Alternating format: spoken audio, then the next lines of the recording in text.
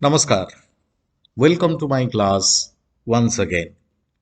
Dear friends, today we shall discuss John Milton's Lycidas. Friends, as you all know, Milton was a representative poet of the 17th century. He was born in 1608 and he belonged to the Puritan age, which spread from 1625 to 1660. You know, these Puritans struggled for righteousness and liberty. My dear friends, you know, Milton's Lycidas was written in 1637 for he wanted this poem to be included in a volume of elegies published in 1638 to commemorate the death of Edward King. And who was this Edward King? Edward King was Milton's contemporary at the University of Cambridge. And this Edward King had drowned in a shipwreck in August 1637, just off the coast of Wales. He was returning to Ireland to meet his family, and the ship wrecked. There was a shipwreck and he drowned at the age of 25 only. Now, this poem has been written as a pastoral elegy. So, Gray's elegy written in a country churchyard is an elegy. I have told you the characteristics of an elegy, but pastoral elegy is slightly different from slightly different from the normal elegies. Pastoral elegies are poems in which the poet speaks in the guise of disguised as a shepherd in a peaceful landscape and expresses his sadness or grief on the death of another shepherd. So the poet himself appears in the guise of a shepherd, and this shepherd is lamenting the loss of another shepherd. Okay, so that is called pastoral elegy. You must have heard about Theocritus. He was a Greek poet, Theocritus. He was the creator of the pastoral elegies, pastoral poetry. Acha, what are the characteristics, if a question comes, evaluate Milton's, Lycidas as a pastoral elegy? You must write what a pastoral elegy is, and you must also write the characteristics of pastoral elegies. Now, one characteristic of the pastoral elegy is invocation to the muse. There is an invocation, there is a prayer, and next there is expression of the poet's or shepherd's. Poet is actually appearing as a shepherd. A shepherd's grief and sadness and sorrow at the loss of a beloved friend, as a dear friend. Then there will be praise of the deceased. He would start praising the different qualities of the deceased. Deceased means the dead person. And there would be a tirade against death. And obviously, we will be very, very unhappy with death. Death has taken away my friend. So, death has been very cruel. So, there will be a tirade against death. A detailing of the effects of the specific death of his friend upon world of nature. How nature is also impacted. That is something he will try to show through his poem. And finally, the poet's acceptance of the inevitability of death. Inevitable. Death is inevitable. It must happen to everybody. So, poet finally will resign to his fate. Resign, R-E-S-I-G-N. Resign to his fate means the poet will understand that it is not possible for him to act against the dictates of fate.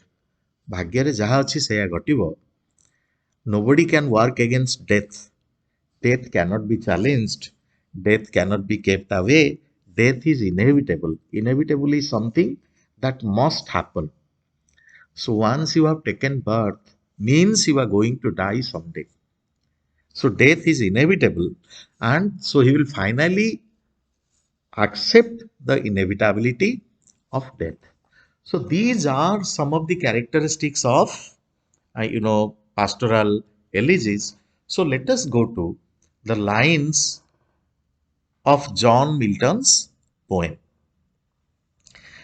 Yet once more, O ye laurels, and once more, ye myrtles brown, with ivy never sere, I come to pluck your berries, harsh and crude, and with forced fingers rude, shatter your leaves before the mellowing air.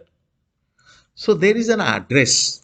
There is an address to an object which, which we call apostrophe. So he begins with an apostrophe.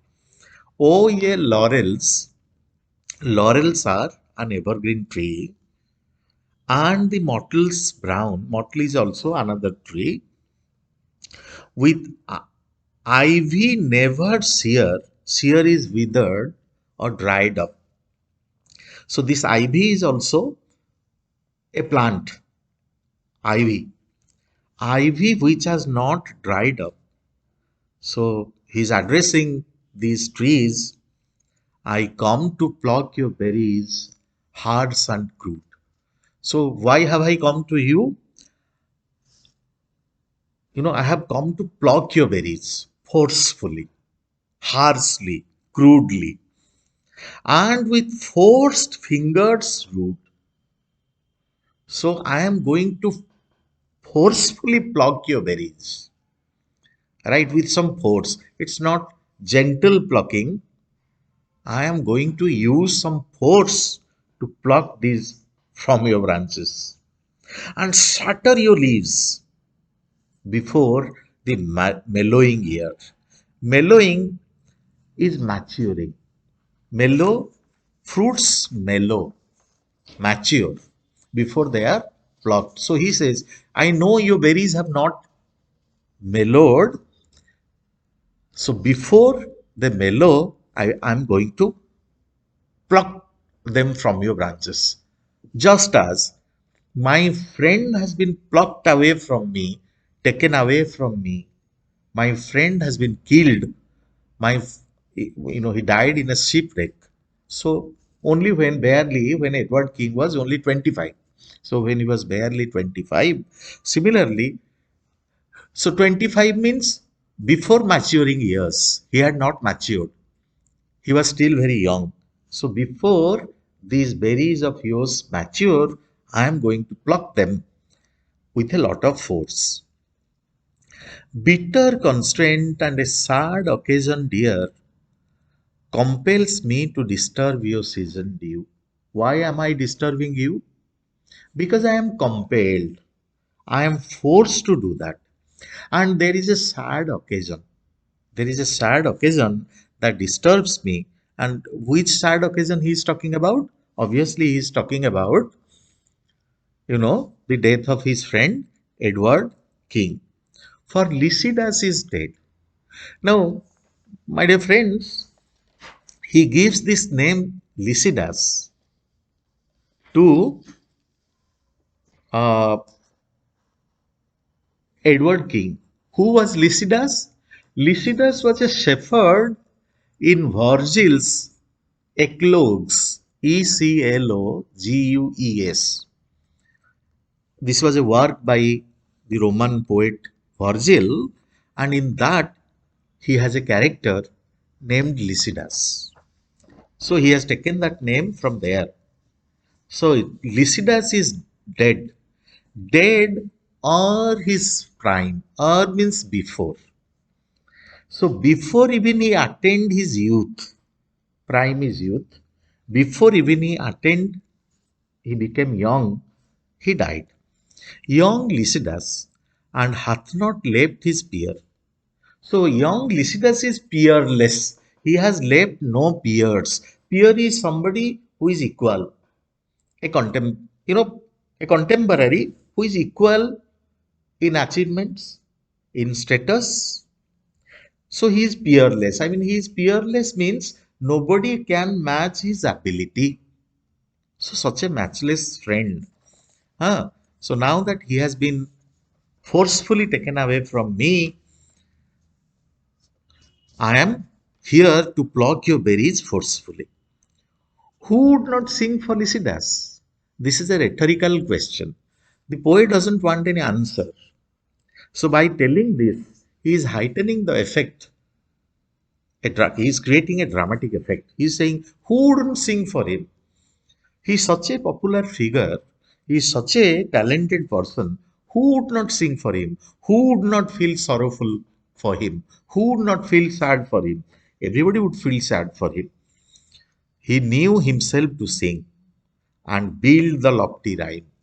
So, lofty rhyme here refers to beautiful songs, excellent songs. So, he was an excellent poet himself. He knew himself to sing. He himself was an excellent poet. So, so he is a person who knew how to sing. He made lofty rhymes, beautiful poetry. He must not float upon his watery bier unwept. What is bier? Bier is a grave or tomb where the dead body is buried.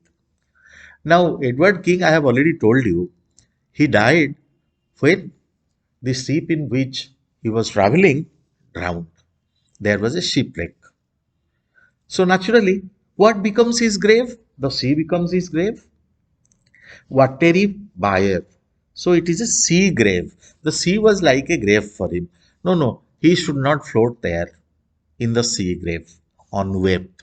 Unwept means without anybody expressing his sorrow for him, without anybody expressing his grief or sadness for him. He should not die unlamented. He should not die unwept. And welter to the parching wind. Wow sound, alliteration.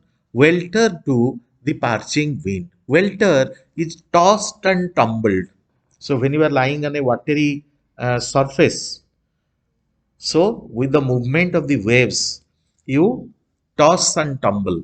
You move from side, you make movements also, right? So to the parching wind, he should not be lying at the floor of the ocean. He should not be lying there.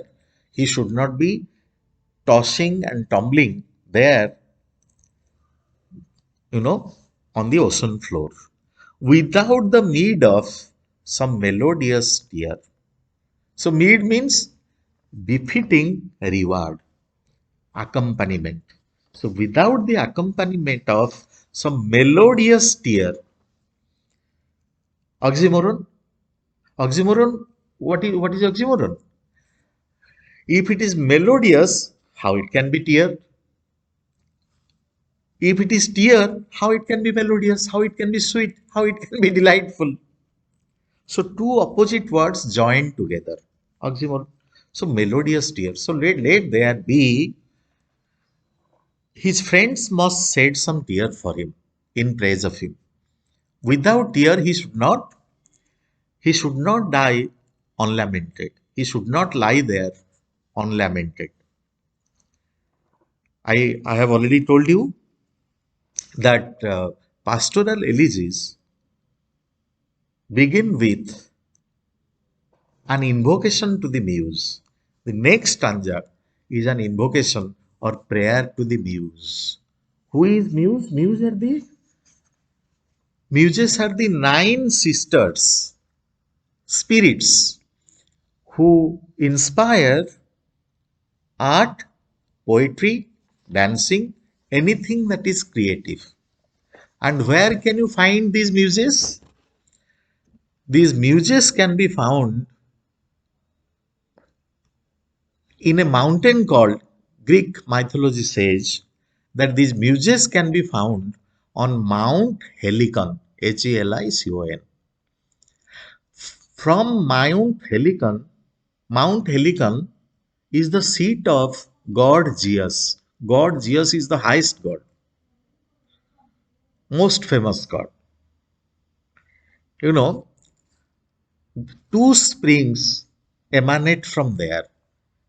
One is Aganip, Aganippe, and Hippocrene, Hippocrene. These are two springs which, these were thought to be these were thought to be the dwelling places of the muses on Mount Helicon, right? So he says, begin then, sisters of the sacred well, that from beneath the seat of Jove doth spring. So the nine sisters, O muses, may I have your permission, please, to begin, and somewhat loudly sweep the string. Sweep the string means start the music. When you sweep the string, a music is, if it is a musical instrument, if you sweep the string, it means you play the music. You start playing the music. So let us start the music. Hence, with denial, vain and coy excuse, right? He says, I am sad and sorrowful. In that sad and sorrowful mood, I need you. If I want to be successful, if I want to write something about my friend, I need your intervention. I need your inspiration. Without your inspiration, I don't think I'll be able to produce anything. So please inspire me. Please permit me to start. So may some gentle muse with lucky words favor my destined on. Right? So may some gentle muse with lucky words, so that some muse, some spirit might support me, so that for a poet, words are very important. Right words must drop down. So if these words are not coming, তাহলে poet successful ହେଇପାରିବନି. So he goes, lucky words, let me have these lucky words. Favor my destined on. What is an on? On is a vase, VASE, that contains a person's ashes. ଯେମିତି ଆମର ତମେ ଦେଖିଥିବ ଗୋଟେ ମାଠିଆ ଭିତରେ, ଆଟିକା ଭିତରେ, ଗୋଟେ ଛୋଟ ଆଟିକା ଭିତରେ ଆମେ ରଖିକି ଯୋଉ ଆସ୍ଟା, ଜଣେ ମରିଯାଇଛନ୍ତି, ତାଙ୍କ ଡେଡ୍ ବଡି ବର୍ନ କରିସାରିଲା ପରେ ଯୋଉ ଆସ୍ଟା, ତାକୁ ନେଇକି ଆମେ ବିଭିନ୍ନ ଜାଗାରେ ପକଉ, ସଙ୍ଗମରେ ପକଉ, ସେମିତି ସେଟାକୁ ଅର୍ନ ବୋଲି କହନ୍ତି. So that my friend has already died. I want to write a poem. Please I seek your intervention, O muses, so that I find the right words, and I can write some kind of, very nice poetry for my friend. And as he passes on, and bid fair peace be to my sable shroud. What is a shroud? Shroud is the, this sheet with which the dead body is covered. Sable shroud is a black colored cloth. Right? So, just as my friend's dead body is covered with a black cloth, let me write something in praise of him. Right? So next he says, for we were nursed upon the self same hill. Now I have told you the another characteristic of A pastoral elegy is both the narrator and the person about whom he is talking, the poetic persona. They are accepted as shepherds. Shepherds are those people who graze cattle or sheep. So, as the poet believes he is a shepherd and he is writing the poem for another friend shepherd. For we were nursed upon the self same hill. So, from very early in our lives, we grew up on the self same hill. The same hill, fed the same flock.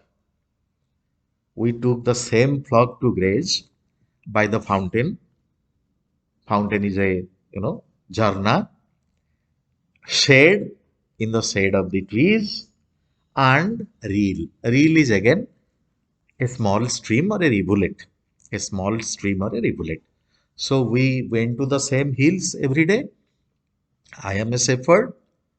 My friend was also a shepherd. We went to the same hills. We took our flocks. We went to the place by the river. We went to the place by the, stream. We spent our time together in the shade of trees. Together both, or the high lawns appeared under the opening eyelids of the morn. Opening eyelids of the morn. So, eyelids of the morning opens. Eyelids of the morn. Does the morn have any eyelids? No. Personification as if morning is a human being and who is opening his eyelids. He is getting up. So when sun rose, when morning came, we met each other. We met each other. We drove afield. We went to the field and both together heard what time the grey fly winds her sultry horn. So together we did many things. Together we spent a lot of time. Both together heard what time the grey fly. What is a grey fly? A grey fly is a fly. A fly that affects. A fly that affects, animals. The grey fly winds her sultry horn. When, you know, when we could hear the sound, the noise produced by the grey fly. So battening our flocks, battening means fattening, by feeding them so much, by allowing them to graze so much that they become fat. Battening our flocks, flock is group of sheep, with the fresh dews of night. So fresh dews of night, dews are found on grass, right? Especially in winter, you find drops of water, drops of ice, uh, you know. So that is dew, and we fed our flocks with dew up till the star that rose at evening bright. And how long did we spend together? We spent our entire day together. We went there, we went to the hills, to the mountains, to the rivulets, to the rivers very early in the morning. Throughout the day, we would spend together till the star that rose at evening bright. Till the bright star, the evening star rose. And from early morning till evening, we would spend the time together. Towards heaven's descent had sloped his westering wheel. Right? So descent is ascent, descent. Ascent is going up, descent is coming down. So how long did we spend there? Till the sun set in the west. Right? Till the sun set in the west, we spent the time with each other. Meanwhile, The rural deities were not mute, tempered to the autumn flute. The rural deities, a simple song. They were not. We heard, you know, how nature played a very important role. So not that everything was silent. From morning till evening, we spent our time together. And do you think everything was silent? Nature had its own song, tempered to the autumn flute. Autumn flute means a pipe made from the stem of an oat, right? So many different kinds of sounds were heard throughout the day. We heard many the sounds of flute. Rough satis danced. What is sati? In Greek mythology, it is a male native spirit with ears and a tail resembling those of a horse. Male spirit with ears and tail resembling a horse. You find a reference to that in the Greek mythology. And fawns. Who are fawns? Half man, half goat. So these satyrs danced. There is a reference to Greek mythology. Fawns with cloven heel. Cloven heel, you must have seen the feet of cows. The hoof is divided. Two parts. Cow's hoof you must have seen. Goat's hoof or hoof of the sheep you must have seen. They are divided. Huh. Fawns danced with cloved heel. From the glad sound would not be absent long. Now, what is glad? Glad is the valley. So, from the valley, sound would not be absent for a long time. Right? And old Damatas love to hear our song. Who are these Damatas? A shepherd in Theocritus's work. And also, you find a reference to Damatas in the eclogues of Virgil. So both Theocritus and Virgil have written about, have mentioned, have referred to this character, Damotas, in their poetry. So the old Damotas loved. So, nature was not silent all the time. We spent long hours together. And all these hours, nature was not silent. There were different spirits, there were different creatures who, flutes were played, satyrs and fauns danced, and Damotas also heard our song, right? But oh, the heavy chains now thou art gone, now thou art gone and never must return. So here in the third stanza, he is speaking about his friend's death. He says, "Friend, you are gone. O shepherd, you are gone, and you will not return. Thee, shepherd, thee the woods and desert caves, with wild thyme and the gardening vine overgrown. So you have gone. The woods and the desert caves, with wild thyme. Thyme is a herb, H-A-R-B.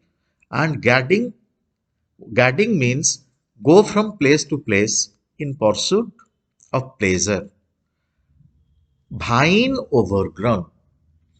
Vine, a creeper, and all their echoes mourn. So I have also told you, in pastoral elegies, the poet writes about the death of the friend and the effect of the death on nature. So in the opening lines, he said we spent hours together, we moved from place to place, we spent long hours together, we moved from one hill to another, uh, we took rest in the shade of trees.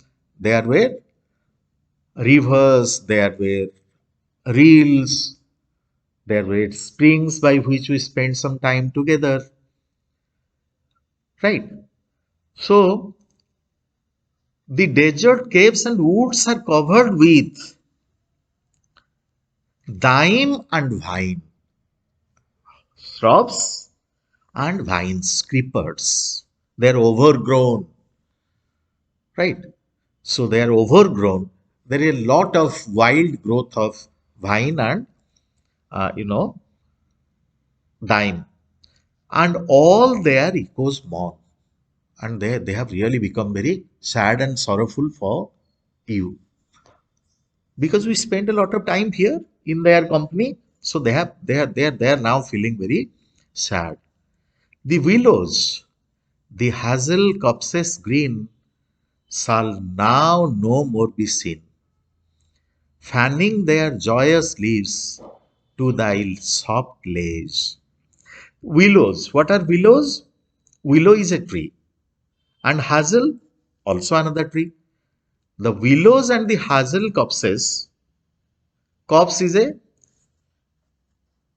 grove, a collection of trees. Wood or clump of trees. CLUMP, clump of trees, a group of trees. They will no more be seen fanning their joyous leaves, their happy leaves. So usually what they did, they fanned their joyous leaves. They were very happy. They shook. Fanning is what? They shook. They moved from side to side. Hearing your soft lays. Lays means songs or poems. So when you sang a poem, the hazels, the willows, their leaves moved from side to side, as if they were fanning you. They were very happy. They were delighted.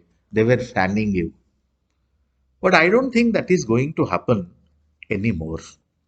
As killing as the canker to the rose. What is canker? Canker is a disease that affects the rose plant. Just as a rose plant is killed by canker, or a tent worm to the windling herds that graze.